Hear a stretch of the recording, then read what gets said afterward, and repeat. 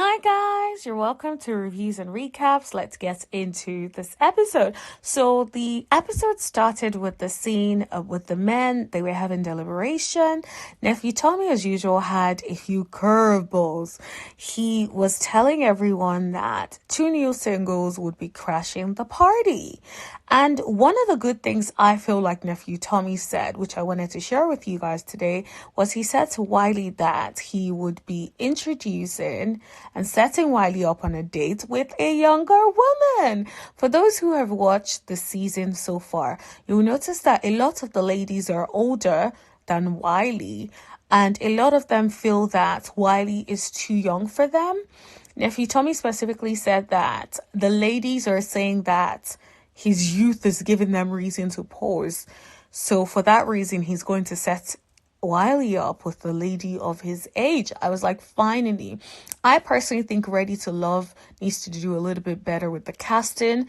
They need to cast people from across all ages, starting from perhaps people in their late 20s or early 30s, and just keep it across the board so that there is a good average of people.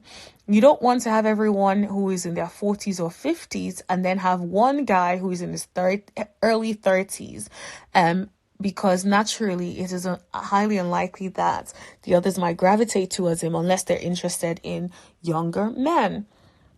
So I'm glad that Nephew Tommy is actually helping Wiley out, because I do like Wiley. I think Wiley is he's a nice guy. I just really think he is. So I hope he does find his own. Wiley, so Tommy basically said to Wiley, can you handle that, when he was talking about setting him up with a lady his age? And Tommy was like, can you handle that? Wiley said, I can do more than handle that. I'm like, okay, Wiley, like, all right. Maybe if you had this energy with the girls, the ladies, perhaps they might think, maybe Wiley isn't such a young boy after all. So anyways, then we saw the scene with Wiley and the new girl, Tina. There was a lot of sexual attraction between them. They were both very good looking. And I think they had decent conversations. Yes, there was the physical attractiveness part, but I think Wiley was really trying to get down to know the core of who she is. And so I think they started off on a good footing. But I'm curious to see how that plays out. Anyways, there was a new guy and he was sexy. A nice, tall chocolate man. Okay. Anyways, so then his name is Donovan, guys. Donovan. Okay. Granted, he's not the most, attractive looking man on planet Earth, but he's a good looking man and he's tall. So naturally, I think the ladies were gravitating towards him. Anyways, so let me not jump the gun. So basically, Donovan went on a date with Precious. And so Precious kept fawning over Donovan. Now, I understand, girl, like, he's attractive. I get it, right? But Precious kept saying, you look amazing. You are this, you are that.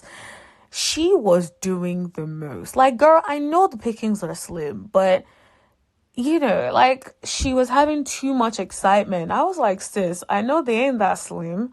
Like, what is going on?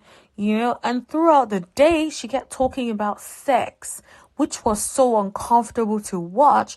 But also, I think Donovan was just like, yeah, this is not what I'm here for. I don't know what this is about, but this is not what I'm here for. Like, she kept talking about how she hadn't had sex in 6 months, how she is on heat. I'm like, girl, he did not need to know that on a first date, babes. Like, Donovan was not feeding her. And this girl, Miss Precious, had the audacity to say, oh, I know I was throwing feelers out to Donovan, but he wasn't catching anything I was throwing out. I just didn't get the impression that he was, feeling me or whatnot. But she still continued to say sexual stuff to him. She still continued to say to him, like, oh, we can hang out, we can do this, we can do that. I'm like, girl, that man don't like you. she was even saying like, oh, I don't even want you to meet the other girls. I want you all to myself. I'm like, girl, this is a first date. You're coming on so desperate. Maji, desperate is what that's called. The energy was just giving off. I'm lonely. I'm desperate for a man. I just want anyone. Like, nah. It was giving desperate vibes. Like, precious girl, were you horny that day or what? Like, what was going on? Like, you were doing the absolute most. Like, chill a bit, honey. Have some decorum. Oh, yeah, that irritated me. Anyways, the next scene was the scene with Levine and Joy. They went to a pottery class. Now, I thought they were getting along quite well. What did you guys think? Did you think like they were really getting along quite well? Levine asked Joy like what she was looking for in the process, and Joy basically said she was looking for unconditional love and she was looking for fun. And then Joy then basically was saying that, you know, the whole process of the pottery and him coming behind her to assist her was very sexual. Levine was like, yes, that's why I chose it. I'm like, oh my God. You guys just always find an opportunity to turn everything into a sexual conversation. Like, are you guys all on heat? I don't understand what's going on with this season. It seems like everyone is just ready to fuck. Like, I don't see anybody really there. Like, maybe Donovan. He gives the impression he's really there for love. But most of the people on the show just want to have sex. And I just don't get it. Anyway, so they started touching each other with like little pottery, dirty hands. And I thought that was cute. Like it seems like they have a connection there. I am curious to see what that looks like in the future, but it seems like they have a little playful banter plus sexual chemistry there. So it'll be interesting to see how that evolves. Anyway, so the next scene was a scene with AP and Demetrius. Now, their conversation was dead. It was very matter of fact. There was no connections, no romantic connection there. Demetrius asked AP, are you affectionate? AP said yes. Demetrius was like, are you? In my head, I was like crying. Like, Demetrius was like, yeah, nah, sis, you ain't affectionate. Like, you were very closed off. I bet the reason he kept saying are you is because he did not get the affectionate vibes from her at all. And here's my little 2 cents about this. AP says she is ready to love, right? But I don't think she is ready. I think she needs to, yes, she's ready to date, but I don't think she's necessarily ready for the commitment of a relationship. I think she still has to fully heal from her ex's passing, or her ex-husband's, or her husband's passing, who is now passed on. I think she needs to fully heal from that. I don't think she's fully there, because it's like she brings that situation up in every conversation. And even though she kept mentioning she wanted to get to know Demetrius, she got her opportunity and she did not seem sweet at all. Everything, the conversation just seemed too heavy. And I'm just like, girl, like, the conversation needs to be directed somewhere else. Like, it doesn't need to be that heavy. So yeah, I definitely don't see a romantic connection. And I think AP is likely to go home very soon. Yeah, I just don't see the connection. Anyway, so as you guys know, it was pool party time. So, of course, all the guys were at the pool party, pretty much chilling and waiting for the girls to arrive. And so they were all like having their little conversations and, you know, having their little chit chat. Demetrius was basically talking about the past. He used to think sex was love. And I'm sure there are a lot of people that can actually relate to that. A lot of people go through a phase where they always think like, you know, you're having sex with someone, you just think, yeah, that's love. But, you know, there is a lot more to life than that. But he was just explaining that now he wants an emotional connection. And I understand. I think sometimes the older you get, it becomes less about the sex and more about the emotional connection. So yeah, I'm not shocked about that at all. But then for me, it was Clifton's response that got me.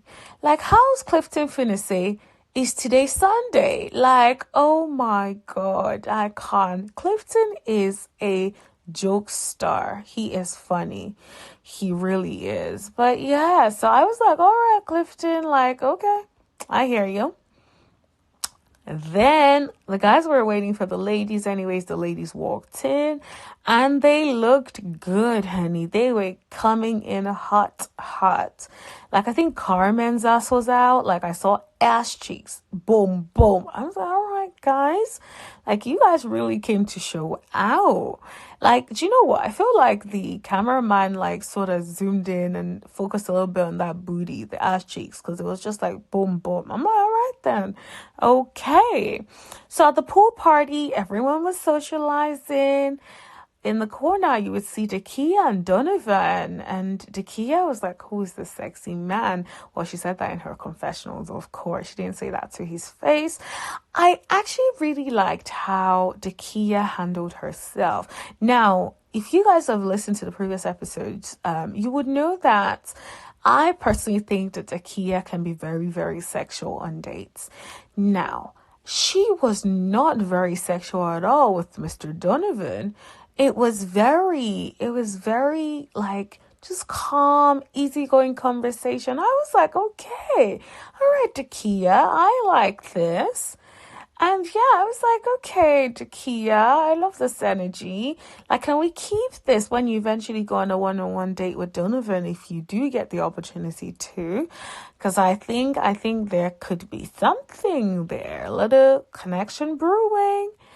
And I guess we'll see what that looks like. So the next little conversation at the pool party was Paul and Tina. Tina is the new girl, in case you didn't remember. So they were having like their own little side conversation. It seemed to go well, to be honest. One thing I did peep that Tina did say was that she likes men that go after what they want. And she also said it was more of a magnetic connection between her and Paul. Now, I don't know what Paul said. Maybe Paul found some new lines that he got from Google, or maybe like he watched a few YouTube videos before that pool party. But I don't know what Paul could have said to Tina for Tina to feel like that is a magnetic connection. I don't know, man. I'm going to keep my eye on both of them. Like, I don't know if I trust them. Anyway, let's move things forward a little bit. So Dakia and Eric. Okay, so Dakia walks up to Eric. Eric was busy cooking, chefing it up. For those who don't know, Mr. Eric is a celebrity chef. So yeah, of course he was like cooking stuff for everyone. And I was like, all right, cool. You know, doing your thing, whatever.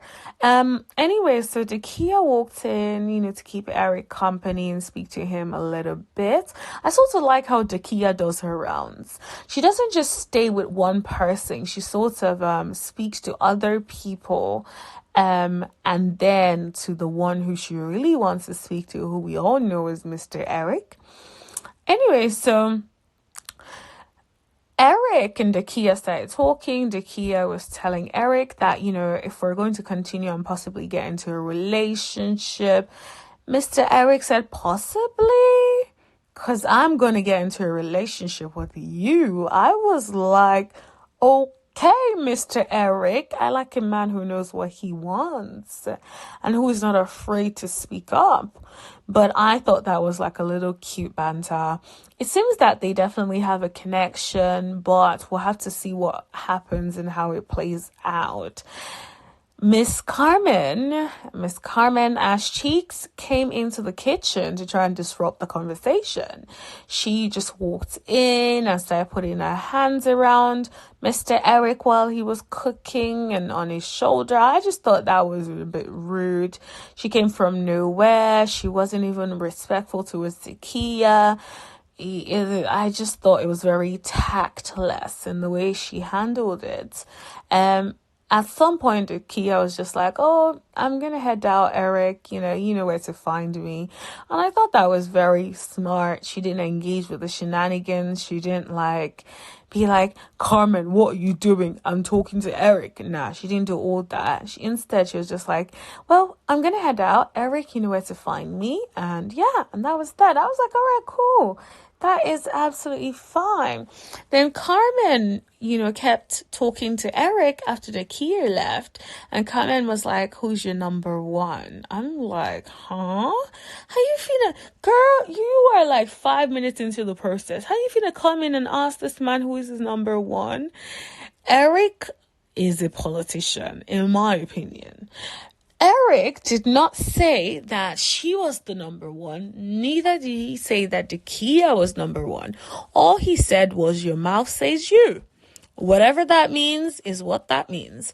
And I just loved how he answered that. So it's like no one could ever be upset. Sabrina, Carmen could not be upset that Dakia was chosen as the number one because he didn't say Dakia was the number one, so he sort of just kept it he did it very tactfully. Like, I really liked it. I was like, okay, Eric, like, remind me to vote you in for, if you ever would like to be a politician. I know that I will not believe anything you say to me because I know that you're giving the politically correct answer, but I guess it's correct in some way. Anyways, Tori and Sabrina, they had like their own little thing. Tori literally gave her some cupcakes. They were cute. And then Sabrina was basically saying that Tori was the first person to give her a gift here. And that she loves that Tori is very transparent and and I thought like Tori was so cute when he picked Sabrina up. I'm like, okay, Tori, you're so cute. If you're hearing this, you're so cute and I love your locks. Anyways, so Tori was the first person that actually gave Sabrina a gift, according to Sabrina here. But even in the same vein, in her confessional, she was still talking about Demetrius. And I thought, does Sabrina like emotionally unavailable men? Because it does come across that she seems to be going for the one who doesn't necessarily seem like he wants any parts of her. And also that he's committed and interested and focused in building something. So, yeah, I don't really know. I wasn't really on that one. I think Sabrina is still heads over heels on Demetrius. I don't get it. But, there's something about Demetrius that Sabrina likes, it seems. I wish her good luck on that one. Anyway, so AP and Eric, they had their own like little conversation. Eric said that he wasn't sure that she was ready to love. And I feel like that's fair enough, to be honest. I definitely agree. I feel like she sort of brings up her ex-husband in every conversation. It's almost like, this happened. Oh, my ex like, whilst I understand that they live such a lovely, fulfilled life together and, had beautiful children together, you can't constantly bring up your ex or husband who has passed on in every conversation, because that generally throws people off as they don't know how to act. Now, I saw the little conversation that Sabrina and Demetrius decided to have. That conversation was dry. It was pointless. Like, there is nothing to talk about on that one. Dry as dry paint. I did not want any parts of it. I was just not entertaining that. Anyways, the girls were like having their own little chit chat about Mr. Levine. They were basically saying that they felt like Levine was distant with the ladies. He wasn't really engaging at the pool, going over to have like a chat with people at the pool and, stuff like that. And I did get the vibe that Levine was just not in the mood that day. Now, I don't know what happened behind the scenes. And I think we probably there isn't really a way for me to know like what happened during like in the background and stuff like that. So I just think, oh, it is what it is in that one. But I feel like Laverne was being distant with the ladies in some way. Anyway, so finally we got to the deliberation with the guys again. Nephew Tommy was asking them, how are we feeling? And, Wiley was like, I had a really good date with Tina. We're just bouncing off each other, blah, blah, blah. Paul talked about liking Tina as well. Eric was basically saying he likes Dakia. Donovan basically said he likes Dakia. Clifton was basically feeling Joy. And I believe Dakia as well. And then Levine was Ace and Joy. And then Levine said Joy is me, right? Clifton was like, what? Joy is me. And I'm like, yo, you guys are so funny. Like, okay, fine. Levine has similarities to Joy. Joy also has some similarities to Clifton. Like, you guys, just get over it. And then nephew Tommy was like, so who are we not feeling? And then people started talking about the sort of people they're not feeling.